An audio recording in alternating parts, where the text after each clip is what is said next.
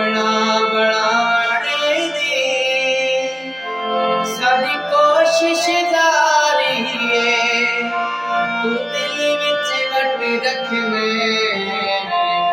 गले बहुत सारी तैनू अपना बनाने दी साडा कटण दा बने दो तेरा चने निसाफ होंदा